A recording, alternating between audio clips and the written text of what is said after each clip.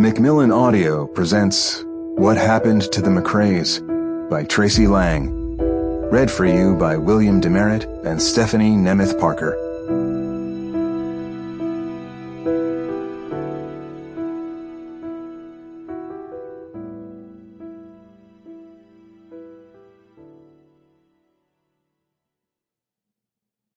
To Will and Ben, who taught me that love is boundless. Only there's two sides to every story, you know? You just remember that. Wally Lamb, She's Come Undone.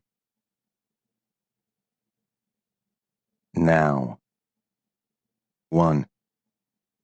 Kyle was sitting by himself at a small corner table in the back of the sub shop when the 4 teenaged boys walked in.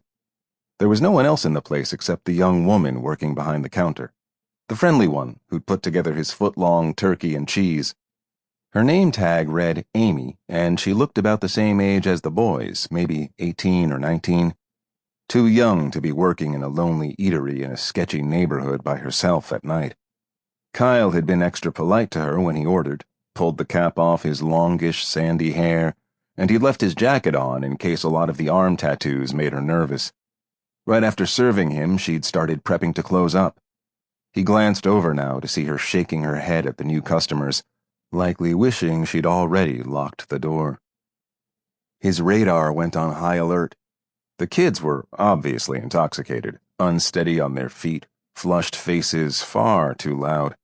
But there was also a menacing aura to them, to the way they'd thrown open the door, the numerous F-bombs and caustic laughter, how they yelled over each other and disregarded anyone around them. They were the kind of kids he had disliked even when he was their age.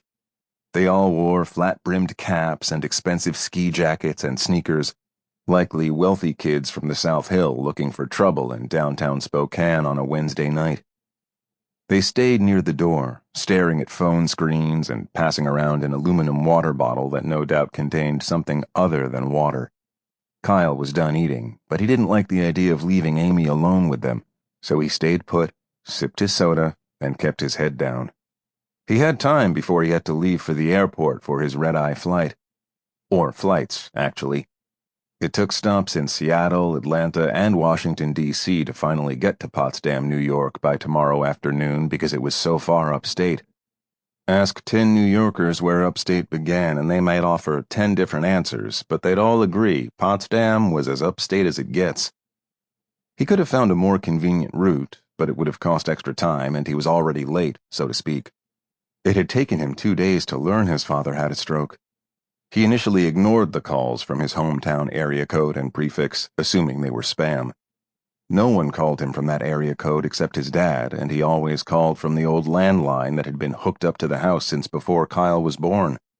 He'd learned long ago that any other calls from St. Lawrence County were bullshit attempts to sell him something or get his personal information. He left there 2.5 years ago, lived 2,600 miles away now. But they never gave up on that tactic. Trying people from hometown numbers. Not a bad strategy. Most people were still in touch with family and friends from back home, especially when they'd lived there for 39 years. Kyle was probably an exception to that rule. It wasn't until that morning when he realized the calls were all coming from the same number that he decided to check the voicemails.